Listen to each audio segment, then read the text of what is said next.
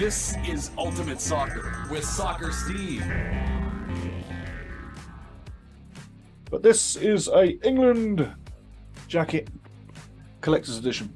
Very sweet. There you go. Well, here we go on the exchange. This one is USA versus England. And I'll tell you what, it's going to be a fantastic game. But looking at the competition so far, Ryan, England winning 6-2 over Iran. And unfortunately, Wales getting that goal on you guys, a 1-1 draw. Looking at this game going through, what do you think is the biggest challenge for the US in this game against England? I think it's the fact that US has a lot of youth. The US has made mistakes that they're going to make mistakes in this tournament. They already did it against Wales when Walker Zimmerman took that needless tackle on Gareth Bale in the box that gave them the penalty that drew the game. Yeah. US are going to make mistakes, and England might just feast on that because the way they played against Iran, they can feast on mistakes. We didn't really expect that, but again, they have the talent to feast on mistakes. It's not Southgate's managing that helps, but the talent on that English team can feast on mistakes like they did against Saudi Arabia. So USA, they're bound to make some youthful mistakes in this game, defensively and midfield-wise, even though they have some great players. I think that's the thing that's very scary about this game, is that USA will make a mistake that could hurt them in this match that they may not be able to come back from. I think that's the biggest thing. We already see it against Wales. Make them pay as well. I think that's what could hurt the USA if there's anything that does. Do you think there's sometimes a little bit too much pressure on the Pulisic angle, that everybody's looking for him to do it all the time? And as you know, one man does not make a team. Do you think he's under pressure? Yes, I do. And I think that's why the players voted to make Tyler Adams the captain on the USA squad. Because Tyler Adams is a great center defensive mid. He seems like a younger Michael Bradley with a lot more passing range. Yep. He also wears a number 4, but I definitely have the feeling that Tyler Adams has the leadership and the rah-rah ability with the way he plays in the center of midfield to be the captain fittingly with the United States. Christian Pulisic does not need to be wearing the captain's armband. He doesn't need to be pressured to the level of what he's being pressured with Chelsea and the USA, because Christian Pulisic, he's a good player when he's not feeling pressure. When he's feeling good, when he's feeling happy and feeling on form, he's one of the better players in CONCACAF and maybe top 20 in the world. When he's feeling pressure and he's not getting his game time and he's not feeling like his pace and his form is going on the right track, he starts to fall apart. He starts not to be able to figure it out. And I think him as a young player, he is getting older. It seems like he's still 18, 19, but he's not. Yeah, he looks 18. Yeah. With Christian Pulisic, I think he's a good player when he's happy, when he's settled, when he's on form. He's a great player, but he has to be able to just play the game of football. When he's playing and happy, he plays well. When he has to be the guy who's the star, it doesn't put him in a good mental position. I think it's all mental with Pulisic, frankly. Absolutely. I mean, soccer is definitely a mental game. People, you use your body for sure, but as you know, Ryan, it's all mental. You see that play, you see that pass, you see that potential dive, because let's face it, it's in the game. You see everything mentally. So, yeah, you're absolutely spot on. And the pressure that Pulisic is under, you know what, having the armband just overloads it. But looking at defensively, do you think you can keep England off the board? I mean, Matt Turner's a pretty handy goalkeeper, but defensively, can you keep England off the board? And knowing that Harry Kane will be on the field, the ankle will not keep him out of that game. For me, defensively, if it's Zimmerman Ream again, I don't like the U.S.'s chances. Ream played pretty well against Wales. He has the history. He's playing well for Fulham. The thing is Walker Zimmerman, he plays well for Nashville. He normally plays well for the U.S., but he hasn't played this level of competition before. He's been isolated in CONCACAF. He's been isolated in the MLS. He doesn't play this level of competition, Walker Zimmerman. You already saw what he did against Gareth Bale, who he has been playing against in the MLS recently. He already gave away a needless penalty that was an absolute stupid tackle that he could have easily not slid forward and figured out how to break that up.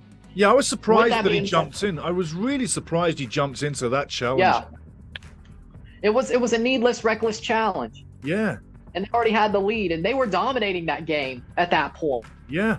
That's when Brennan Johnson, when he came on, Wales started to wake up around that point, about 10 minutes before. And the needless challenge just made it a lot worse for the U.S. because they had to get that second goal after that, and they never could. No. It's like they got put in a hole that they didn't need to be in because they should have been up 2 or 3-0 already, how the first half went. But defensively, I like Tim Ream.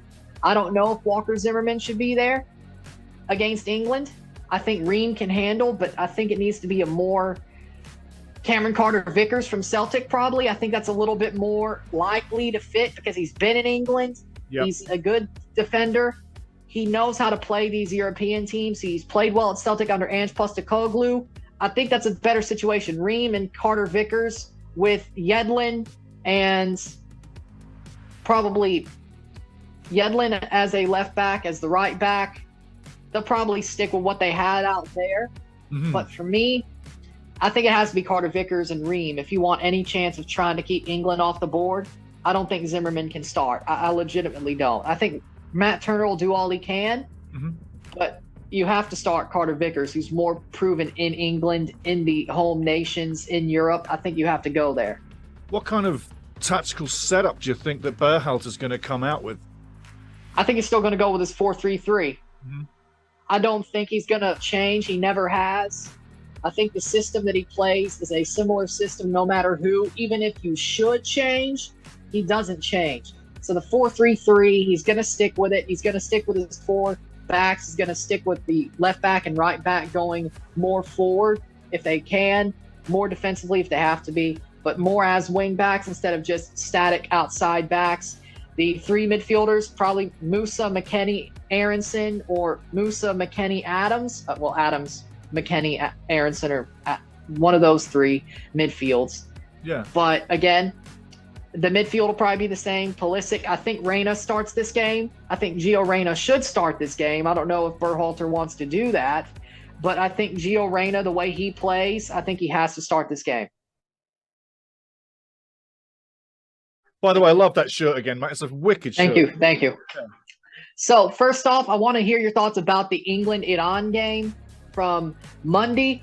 What do you think that performance shows from this 3 Lions squad that you would like to bring into Black Friday, USA versus England?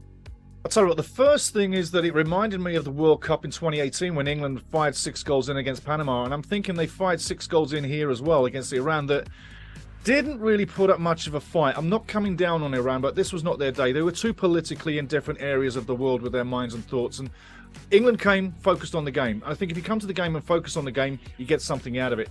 Was I impressed with it? I was impressed with the play. I was impressed with the dominance. But again, Iran was not on their best day. And I've got to say, did England use a lot of their goals already? Harry Kane's got the ankle coming in. He's okay, but there's a little bit of an ankle worry there. Callum Wilson will back him up. The only time Callum Wilson scored a goal was actually against the USA in 2018. So what do I get out of the game? A good first game. 3 points in the bag. Settles the ship. 1 more good result and they're into the next round. But they could have a problem with the USA. I do like the way the USA matches up. That youth to chase and hassle is what they're going to have to bring. But from Monday's game, going into Black Friday, I think England will take that confidence that you uttered earlier, and I think that can start to get England on the right track. That 6-2 does not confirm to me that they're world champion capability. It just proves they won 1 game. And as you said earlier, and as we've discussed on the exchange before, England's form is pretty in and out. And that's the first time they've won since March this year. So what do you think Southgate's tactical situation will be in this game? Will he be more hands-off, leave it to where it was against Iran, or do you think he's going to tinker with the team going into this match? That's a great question, because at this stage you've got 3 points in the bag. You've got a few guys that are unrested but still want to be tested. And this would be a lovely time for a coach to start tinkering. But when you tinker, you spoil the mojo. And I got to say, with England and Southgate, he hasn't really had much of great mojo with his team. So I would be a little bit careful of tinkering too much with the team. But I do expect 1 or 2 changes. This would be a game where you possibly could perhaps set up an extra defender, maybe bring in a change of goalkeeping. I mean, they've got great goalkeeping on the team, and not necessarily is Pickford my number one? In fact, I sometimes ask myself why he is the number one considering his form with Everton. But at the end of the day, I think that we're in for a really interesting game, and what the tinkering will be, we'll have to wait and see. But I would like to leave the team as it is, because in great competition, you'll notice it changes very slightly and it goes all the way through the competition. So too many hands on the brew, I think you spoil it. I'd like to keep it as it is. Okay, so you don't want Ramsdale to start? Not looking at Ramsdale to start. No, I think he's a great backup, but Pope's a decent keeper. No, I thought, yeah, I agree. Nick Pope is a pretty good keeper. He had a lot of better. I like his height and I like his cross capability. Ramsdale's a little bit of a shorter keeper, and sometimes he gets beaten on the angles. Don't disrespect him. He's doing great for Arsenal, and who am I to argue? They're on top of the league. But when you're asking for perfection, it's definitely not with Pickford. So you could choose between the two for sure. So, what do you think is the best player, or who will be the player to watch in this game for England? Is it Bellingham? Is it Saka?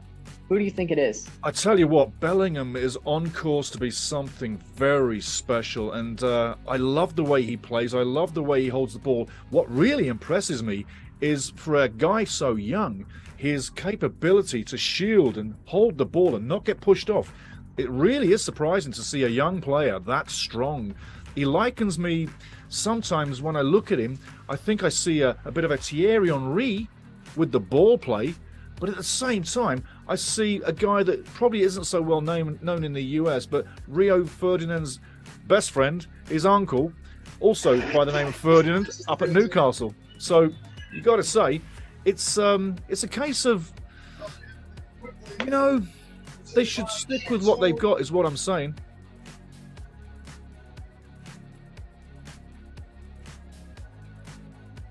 When it comes to England, would you start Harry Kane today, this next game, with the ankle injury, or would you go with Callum Wilson, who's been playing very well for Newcastle right now under Eddie Howe, with a new system, with the great football they've been playing, with Almiron, the way they've been playing at Newcastle?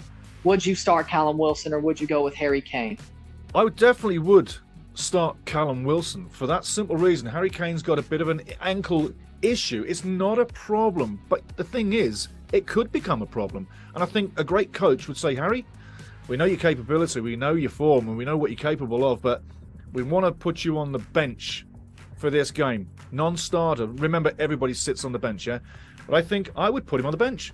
I think I would bring Callum Wilson in. The last time Callum Wilson scored, as I said earlier, was against the USA. So coming in, he knows he's got a goal in his history against the USA, which are not easy to score on. I think that kind of confidence is something that I, as a coach, would exploit. You say about Callum Wilson up at Newcastle, look at the form they've got to. He's part of that team. I'd start Callum Wilson. Absolutely, yeah. So with that, is there any player that's on the bench, on the outside looking in, that you would like to see get a run out in this game, whether it's a start or a super sub appearance? Is there anybody on the outside looking in, like a Grealish or a player like some sort of that group of players? What would you say? Grealish absolutely springs to mind immediately with that question, because for a guy that's so talented and so skilled, I mean, Mr. Massive Calves, he hasn't really brought much in the game. Yes, he scores a goal. I get it. And at the World Cup, you're thinking, what are you saying, Steve? But what I am saying is that he's in and out of the pond. He puts his toe in and he takes his toe out. He's in the game. He's out the game. Is it focus? Is it fitness? I don't know sometimes, but maybe Guardiola can fix that at Man City, because he's actually said that there's times where Grealish becomes invisible. You can't be invisible and beat teams like the USA in big games. So he's one guy that I want to see step forward and make more of the opportunities that he has, but don't sit on the bench. He needs to be on the field. And the key position for him is just off the striker to the left. Forget going down the wing. He has great feet. He can unlock a defense that quick. I say get him on the field all the time. So you think that Grealish should play as a number 10 more than on the wing? Absolutely. I think that, you know, the capability and the skill he has, you need him close to goal for a quick release shot or for that very cutesy little pass through, because he sees those passes. He's got that vision.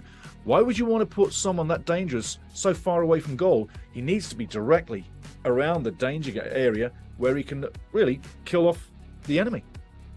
I definitely agree with that, because when he was at Villa, he was more like that number 10, more like that maestro.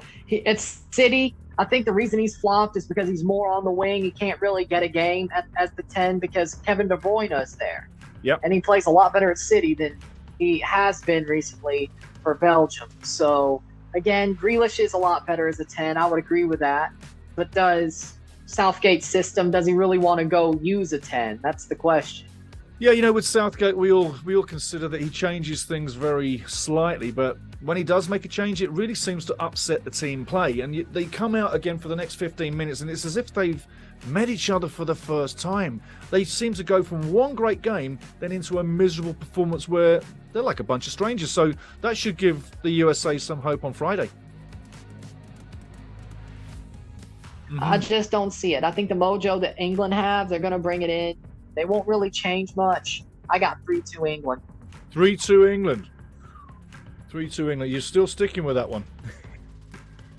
Yeah, I'm still sticking with it. Well, I'll tell you what, wrapping this one up, it's a case of if the USA doesn't get a result on Friday, it's not end of the line for you in the US, because you still got a game coming, and we're going to be covering that game in the next exchange with Ryan. And that game will be the game against Iran. And let's face it, say Iran doesn't get a game or a result in the next game too, that'll be a massive game. But shutting this down, I've got to say, England should be the team to win it. I wouldn't be surprised if the US got a result, but favourite for the game is definitely England, and I'm looking for it. And if England win, they qualify for the next round. If the USA get a result, they keep themselves alive. But one thing they need to do is not get thrashed. USA could not afford a heavy defeat because goal difference might go against them at the latter stage. But Ryan, we're gonna have to wait till Friday, my friend. And again, thank you very much. And everybody, Midwest Podcast, Ryan Anderson. That's where Ryan lives. That's his channel. Get onto that one. Here at the Ultimate Soccer Show, you know what I'm looking at. I know what you're looking at. But we want to say thanks to Ryan. And buddy, Friday, I'm going to be watching it, and I'll be thinking of you every second of the game. And I know we'll be smiling, and I know we'll be quite frustrated at times too. But I'm going to live it, and I'm looking forward to it, mate. Thank you very much, mate. It's going to be a good derby match on Black Friday. Hopefully, it becomes some history, and they could call it the Black Friday Derby, because there ain't going to be another one of these, I bet. Awesome, mate. Cheers, Ryan. Yeah.